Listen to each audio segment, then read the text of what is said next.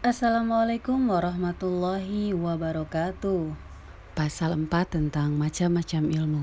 Ilmu lahir memiliki 12 macam, begitu pula dengan ilmu batin. Kemudian dibagi untuk golongan manusia awam. Manusia berada pada tingkatan khawas dan khawasul khawas. Semua ilmu itu lantas teringkas ke dalam 4 bagian.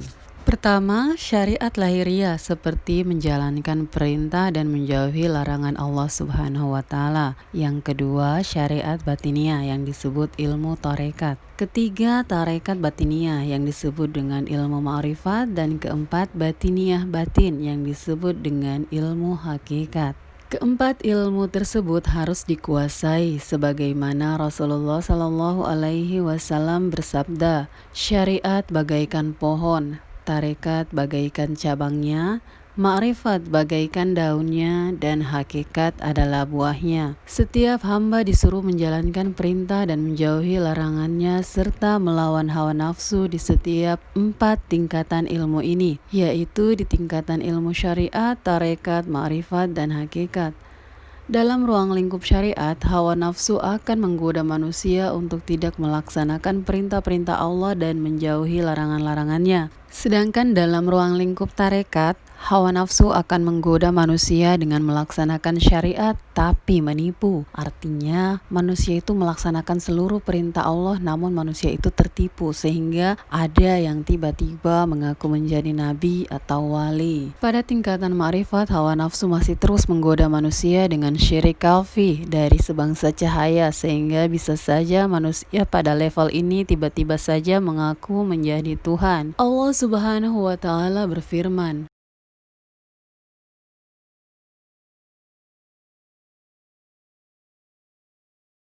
adapun tingkatan terakhir ialah manusia yang berada dalam ruang lingkup hakikat. Setan, hawa nafsu, dan malaikat tidak dapat masuk karena selain Allah Subhanahu wa Ta'ala pasti akan terbakar. Jibril alaihissalam berkata, andaikan aku masuk meski seujung jari ke alam ini, sungguh aku akan terbakar. Di tingkatan ini seorang hamba telah terbebas dari perseteruan dengan setan dan hawa nafsu. Dia menjadi hamba yang tersucikan.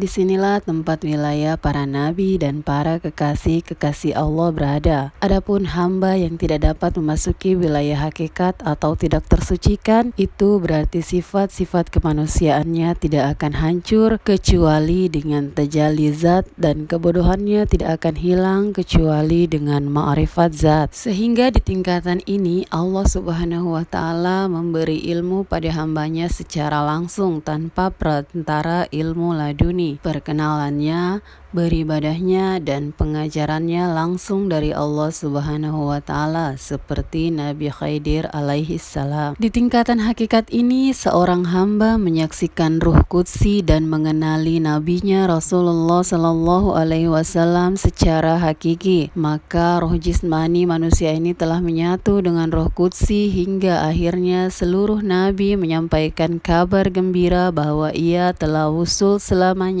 pada Allah. Sebagaimana firman Allah Subhanahu wa Ta'ala,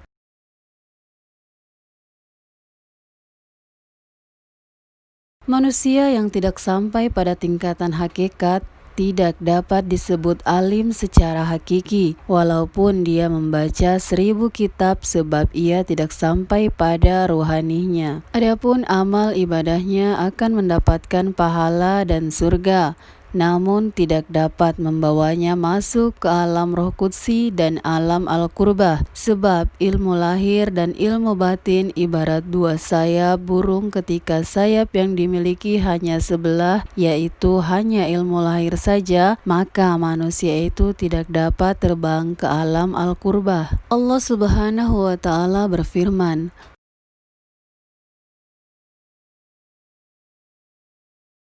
Maksudnya tertolak adalah tertolak dari alam al-qurbah, tapi tidak tertolak dari surga. Sejatinya seluruh manusia mencari alam al-qurbah, tapi mereka justru tidak sampai padanya karena tergiur dengan yang bukan semestinya, dan karena hanya memiliki satu ilmu saja, yaitu ilmu lahir. Selain itu, karena ahli qurbah yang telah sempurna, balasannya adalah surga yang tak pernah dilihat mata, tak pernah terdengar oleh telinga, dan tidak pernah terbetik dalam kalbu manusia. Di dalamnya tidak ada bidadari, istana, susu, ataupun madu.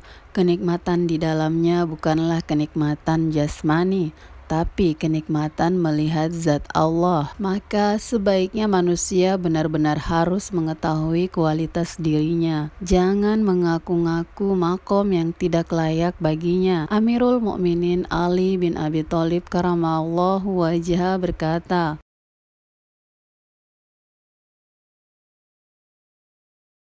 ini adalah makom para ahli tauhid yang lenyap dari identitas diri mereka ke dalam wahdah Allah. Di dalam sir mereka tidak ada yang dirasakan selain melihat keindahan Allah Subhanahu wa Ta'ala, seperti orang yang tidak bisa melihat ketika sinar matahari memenuhi dirinya. Maka tidak dapat diragukan lagi, manusia yang berhadapan dengan keindahan jamalullah tidak akan mampu melihat dirinya karena tertimpa intuisi yang hadir di dalam kalbu ahli marifat ketika merenung, sehingga berujung pada kelinglungan karena asyik memikirkan Allah dan terlepasnya mereka dari semua wujud selain wujud Allah al-Haq. Nabi Isa alaihi salam bersabda,